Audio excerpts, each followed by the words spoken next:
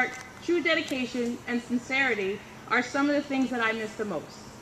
We want you to know that Clarkstown North will always remember and honor John Sullivan. I would now like to introduce Jordan Turner, who taught with Sully and coached with him.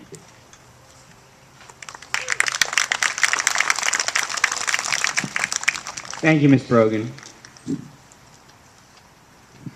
First off, I would like to thank Mrs. Brogan and the Clarkstown North softball team for allowing me the honor of saying a few words in this event to honor my friend and mentor, John Sullivan. There is so much to say about John, and as my colleagues will tell you, I can rarely say a few words. But I know that if I go on too long, I would not be doing John justice. For John, among his many other great traits, was a humble person who never sought or wanted credit for all of the wonderful things he did for others. As the presence of so many people from across the years of John's teaching and coaching testifies, John did so much for so many. Here at North, he was a mentor, a teacher, a colleague, and a friend. And you could have no more loyal friend than John. To earn that loyalty and have John call you a friend was the highest of praise.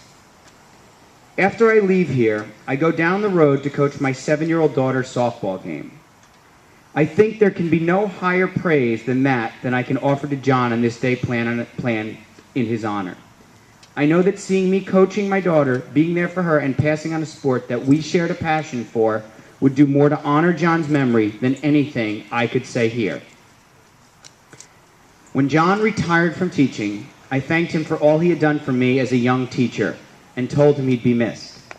Of course, John, being John, told me that we'd all forget about him and that people come and go and are easily replaced. For most of us, that is probably true. But as I told John that day, and many times again over the years, because I was lucky enough to stay in touch with him, he was never forgotten, and he was and never will be replaced. I recently found a quote from the poet and freedom fighter Hannah Senesh that seems to sum up what John meant to so many. There are stars whose radiance is visible on earth, though they have long been extinct. There are people whose brilliance continues to light the world, even though they are no longer among the living. These lights are particularly bright when the night is dark. They light the way for humankind. And that was John. And now I'd like to introduce Stacy Becker, class of 1995, who had the honor of playing for Coach Sullivan.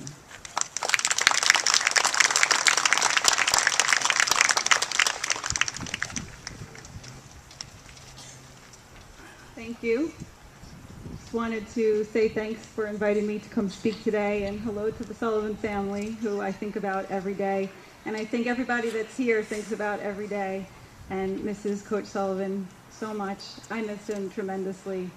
I am from the class of 1995. I had the great privilege and so much fun of playing JV basketball and then varsity softball for Mr. Sullivan. And then I had him as a teacher in 10th grade and then in 12th grade for law.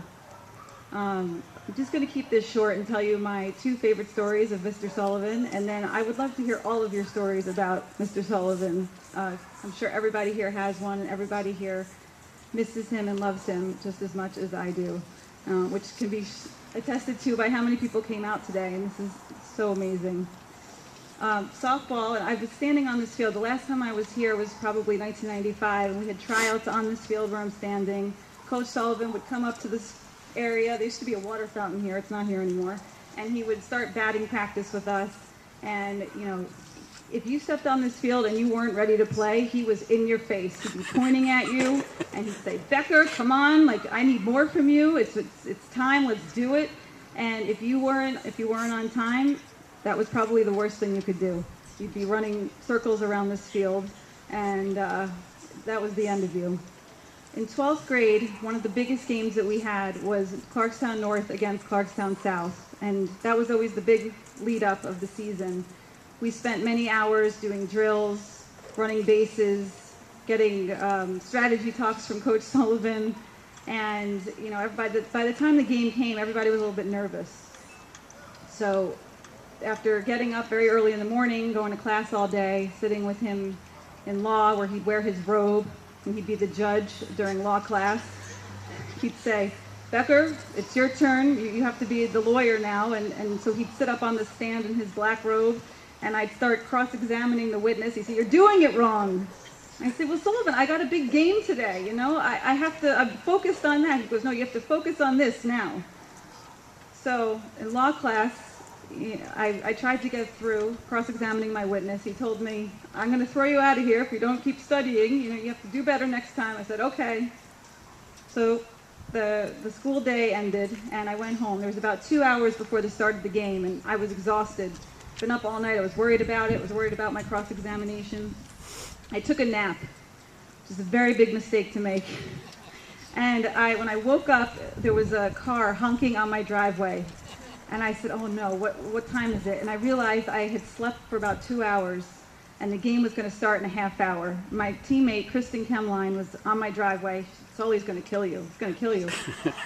So, in the car ride over to the field, we strategized. What could I say to Mr. Sullivan? Like, how would he forgive me? Was he going to bench me? Like, what excuse could I come up with of why I had overslept?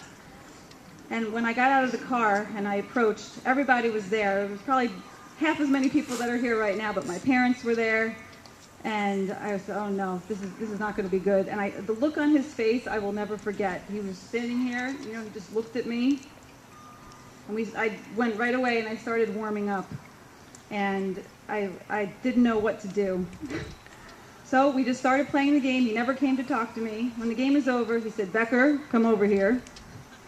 So I went over, and he said, "Look, I was very worried about you. I'm glad you're okay. We had a good game. Don't do it again."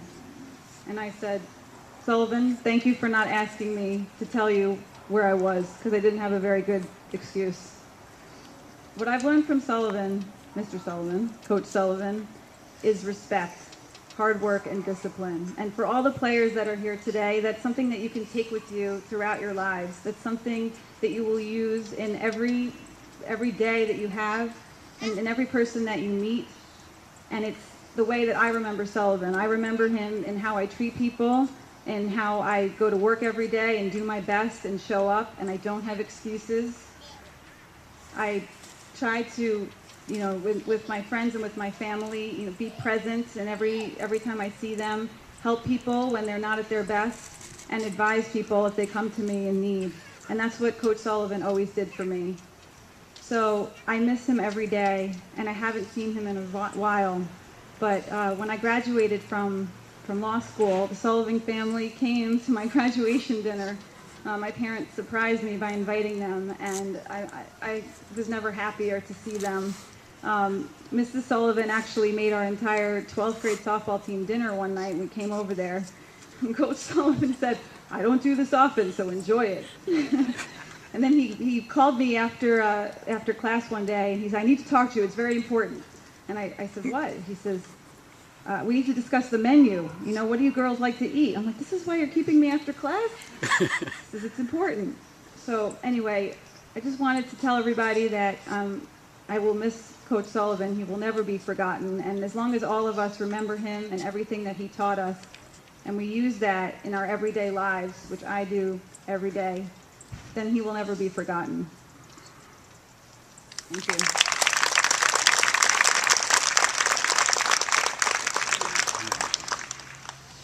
Thank you, Jordan and Stacy. And now if everyone can please rise to the singing of the national anthem by Marie Giustino. Very nice stuff.